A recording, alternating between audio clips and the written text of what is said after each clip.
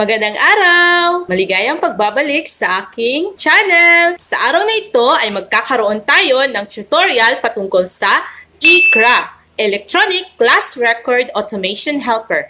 Dinevelop ito ni Lloyd Donny B. Alahar. Pero bago yan, may tanong ako sa inyo. Sa tuwing gumagawa ba kayo ng inyong class record, kailangan ninyo ng maraming file? Halimbawa, 6 na seksyon ang hawak mo. Ibig sabihin ba nito na 6 rin na file ang kailangan mong gawin? Paano naman sa paggawa ninyo ng inyong mean, MPS at proficiency level? Mano-mano nyo ba itong ginagawa? At panghuli kong tanong, matagal ba bago mo matapos ang paggawa ng iyong mga reports? Kung oo ang lahat ng sagot mo sa aking mga katanungan, huwag ka nang mag-alala pa sapagkat narito na ang ICRA na makatutulong sa iyo upang mapadali ang iyong mga gawain. Kaya't hindi ko na patatagalin pa, tara na't sabay-sabay tayong mag-aral, manood at matuto! Hi guys!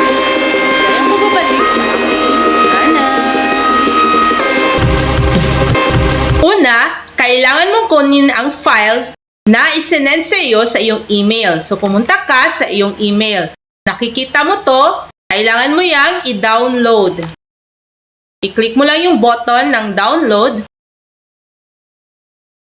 at antayin mo na siyang ma-download. Pang bahagi ng iyong screen, makikita mo na nagda-download na siya. Pagkatapos nito ay pumunta ka sa iyong download. At tip ko lang para sa iyo, kailangan mo itong ilipat sa desktop nang sa ganoon madali mo siyang mahanap. So, copy-paste lang. So, nandito na siya sa ating desktop. Pagkatapos nito ay i-open na natin. Nakikita nyo itong sa itaas na bahagi sa inyong screen, itong protected view. Kailangan mong i-click ang Enable Editing. So, i-click mo yan. At meron pa siyang security warning. Macros has been disabled. So, enable content. I-click mo lang yung enable content. At nandito na tayo sa login form. Dito sa login form, makikita nyo ang username at ang password. So, kailangan nyo lang isulat ang inyong username at ang password. Pero sa tutorial na ito, gagamitin muna natin kung ano ang nakalagay rito. Pagkatapos nito ay i-click na ang check button. Login successfully, click OK. Getting ready na tayo sa ating ICRA. At nandito na tayo ngayon sa selection form. Sa selection form, makikita ninyo ang file 1 hanggang file 6.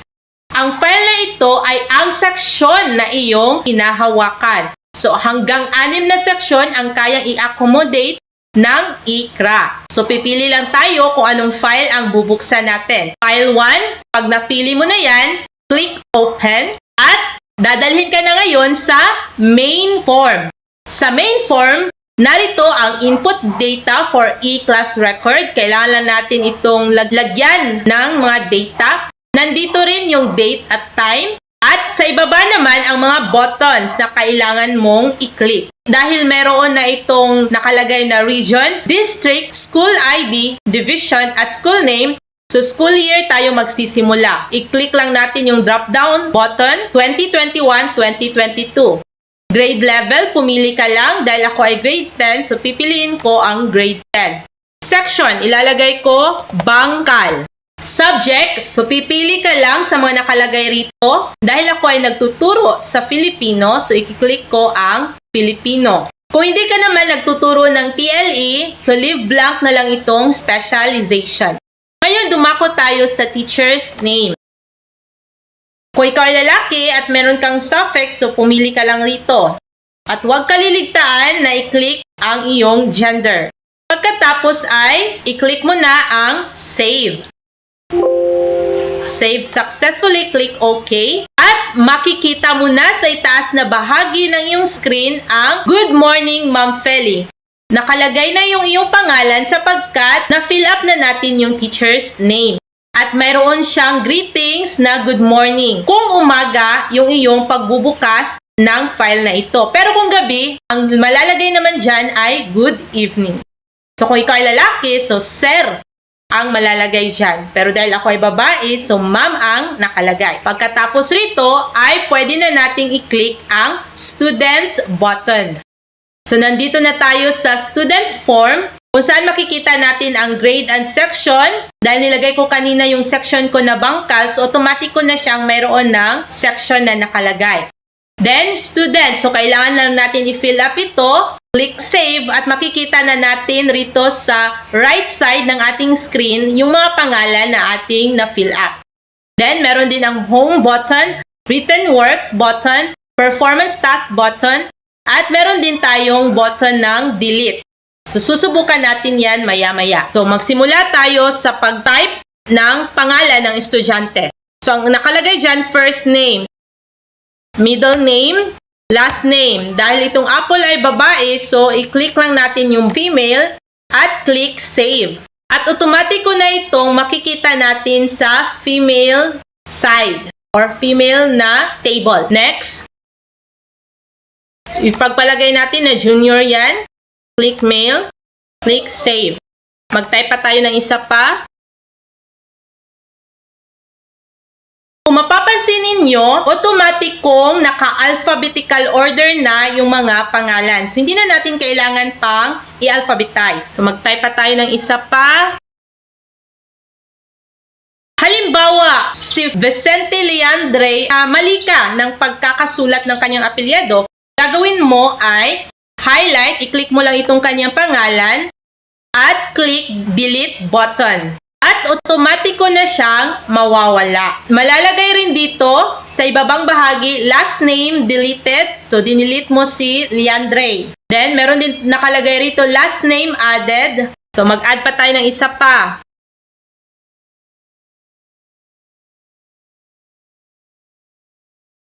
Halimbawa, tapos ka na. Nalagay mo na lahat ng iyong mga estudyante. So, pwede mo nang i-click itong written works. Sa written works, ito yung makikita natin. Grading period, male, female, name of students, quiz, item score. Nandito na rin yung mga button ng home, performance task, save. Sa kabilang side naman, makikita natin yung written works hanggang 10. Then, performance task hanggang 10. Then, meron din siyang total. Then, quarterly grade naman sa ibaba. Ang quarterly grade, makikita natin yan kapag na-fill up na natin ang written works at ang performance task. Subukan natin. Pili lang tayo kung anong grading period. First quarter. Pili tayo kung male or female ba tayo magsisimula. So, i-click ko tong male. Automatic kung lalabas yung pangalan ng estudyante. Pagkatapos, i-click lang natin kung anong quiz number. Halimbawa, quiz 1. Items, ipagpalagay natin yung items ay 75. Ngayon, sa score, hindi mo na kailangang i-type yung score sapagkat meron tayong drop-down button hanggang 75. So, kung ano yung item na nilagay mo, yun din yung item na makikita natin sa score na maaari nating pagpilian. Halimbawa, papalitan ko siya ng 50. So, sa score, makikita natin na hanggang 50 na rin yung nakalagay. So, halimbawa, yung kanyang score sa quiz 1 ay 45. So, nalagay na 45, click save, andyan na. Then, halimbawa, quiz 3. Kasi wala siyang quiz 2, so pwede mo yang i-skip. So, quiz 3 is 75. So, ang kanyang score ay 57. Click save. So, nakalagay na dyan ang kanyang score. Ngayon, kung tapos ka na sa unang pangalan, pwede mo na siyang i-click yung next button. Sa next button, makikita natin yung ikalawa mo ng estudyante or yung kasunod mo estudyante. Hindi mo na kailangang i-type yung item sapagkat nakalagay na siya sa first mong estudyante. So, halimbawa, yung score niya sa quiz 3 ay 59. Save mo lamang. So, nandiyan na, 59. Balikan natin yung kanyang quiz 1. So, meron na nakalagay dyan na items. Choose lang natin kung ano yung kanyang score. Halimbawa, 50 yung kanyang score. Click save. So, andito na, nakalagay na yung kanyang score. Pwede rin natin ilagay yung kanyang quiz number 2. So, 50 items pa rin yung quiz number 2. Ang kanyang score naman, 42. Click save. Kapag tapos na, click mo na naman yung next button. Kapag wala ng next, dahil tapos na yung mga male students mo, makikita mo itong nothing follows. So, i-click mo lang yung OK. Pagkatapos niyan ay pumunta ka na agad sa female. Unahin natin quiz 1. So, i-click mo lang yung kanyang naging score. So, paalala lamang, isang beses mo lamang ilalagay yung items. Doon lang sa first mong estudyante. Nakalagay na yung kanyang score. Next, quiz 2. Pili ka lang ng kanyang score. Click save. Pagkatapos ay, i-click mo na naman yung next button para sa kasunod mong estudyante. So, halimbawa, sa quiz 3 ka magsisimula sa kanya, okay lang din. So, i-click mo yan. So, meron na siyang score sa quiz 3. Next, quiz 2 naman tayo. Click na naman natin ulit yung kanyang magiging score. Save. At quiz 1. Ang score naman niya ay, palagay natin perfect score. Save. Halimbawa, tapos mo na lahat yung written works hanggang 10. Dumako naman tayo sa performance task. So, i-click mo lang itong performance task. Click pa rin yung grading period. So, first quarter yung clinic natin kanina, kaya first quarter yun rin yung ating i-click. So, mail, makikita pa rin natin yung kanyang written works rito. So, task, halimbawa, task 1 or performance number 1, items 100. So, ang kanyang score para sa task number 1 ay pagpalagay natin 75. Click save. So, nandito na yung kanyang score at automatic kong lalabas yung kanyang quarterly grade. Halimbawa, task 2, 75 items naman tayo sa task 2. Ang kanyang score naman ay 69. Task 3 naman tayo, 100 ulit. Kanyang score 98. Next, i-click mo lang yung next button para sa next mong students. Then, pumili ka na ng kanyang score. Task 3 ay 98 yung kanyang score. 73 sapagkat tatlo yung ating kailangang lagyan ng score. So, task 2, out of 75 items, ang kanyang nakuha ay 55. So, tumaas yung kanyang grade. Next, task 1 tayo ulit. Out of 100 points, ang kanyang nakuha ay 94. So, eto na yung kanyang quarterly grade. Ngayon, nothing follows na. So, dumako tayo sa female. Task 1 ng female 1.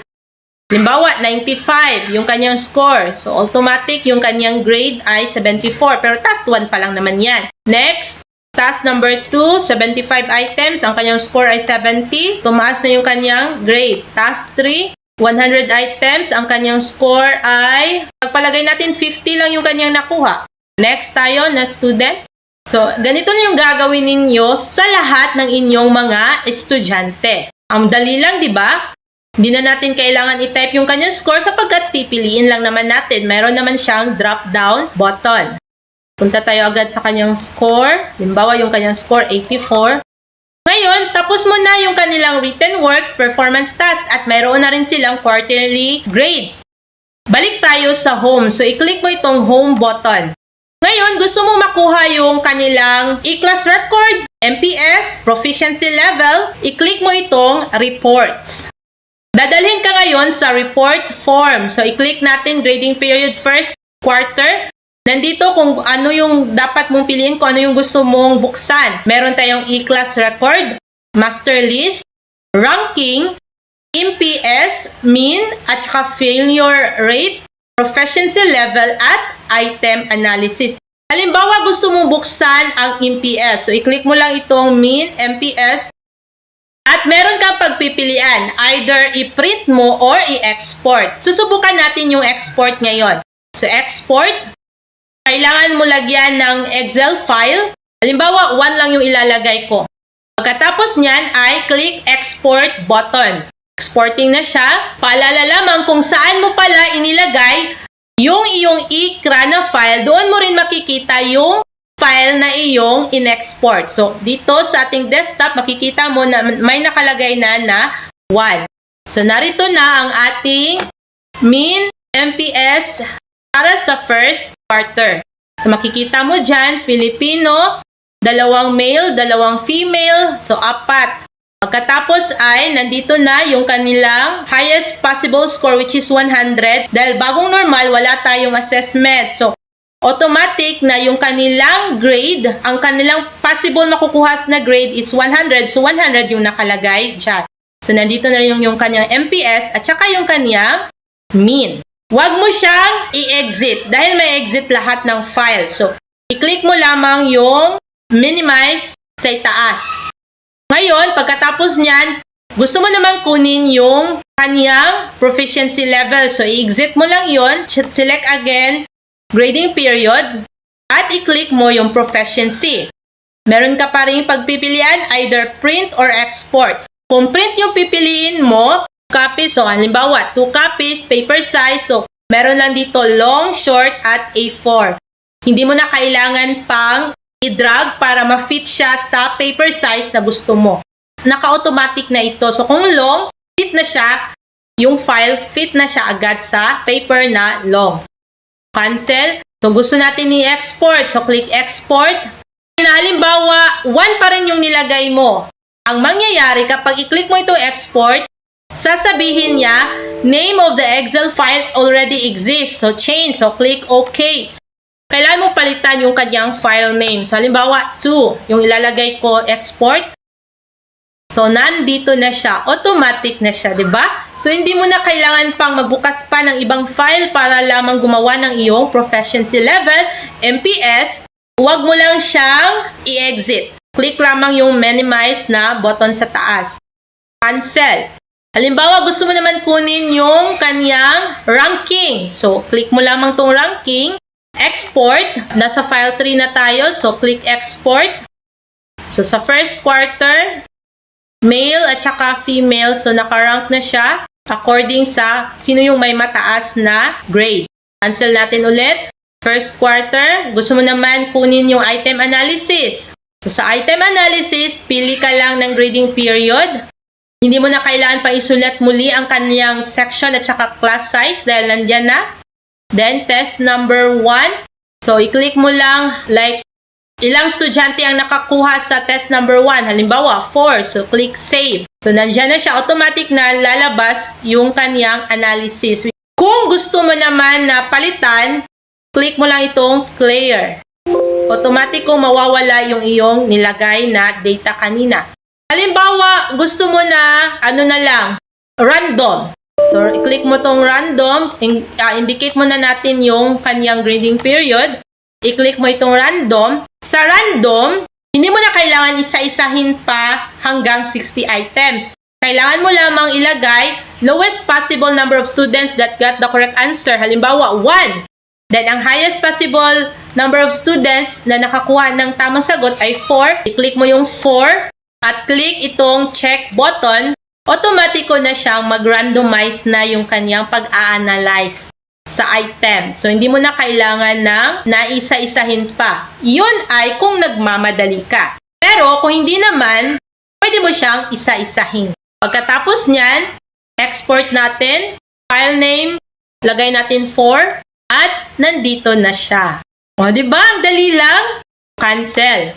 Balik tayo sa home. Halimbawa, tapos ka na sa iyong unang section. So, punta ulit tayo sa selection form. So, tapos ka na sa bangkal. Pili na naman tayo ng another file para sa next section mo. So, file 2. Open. Fill up lang natin ulit yung input data. Subject, Filipino pa rin.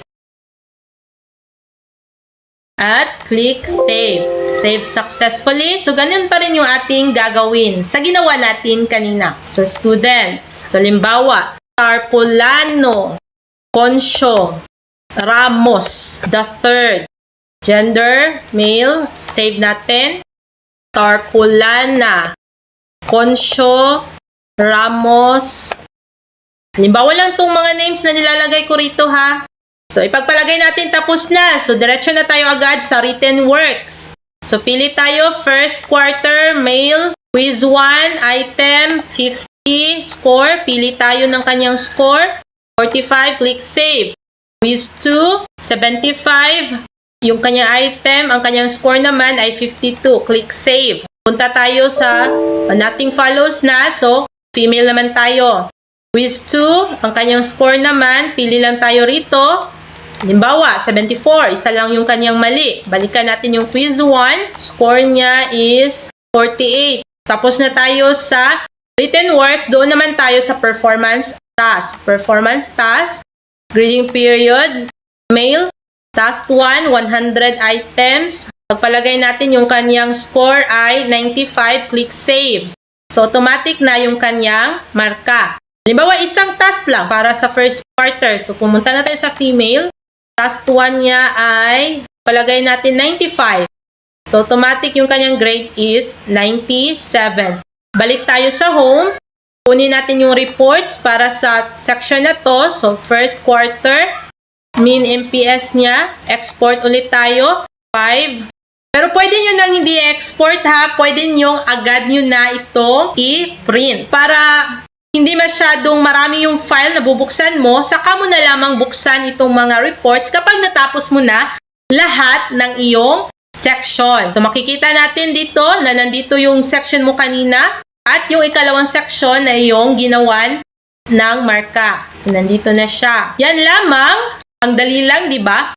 Kapag tapos mo na lahat sa section na yan, so pili ka na naman ng panibagong file. Hanggang ika-6. Kung 6 yung section na iyong hinahawakan, so hanggang 6. Pagkatapos nito ay maaari nyo nang i-exit. Kung gusto nyo makakuha ng file na ito, mangyaring i-message nyo kami sa email ad na nakalagay sa screen. Naway makatulong sa inyo ang inobasyong ito. Hanggang sa susunod, paalam!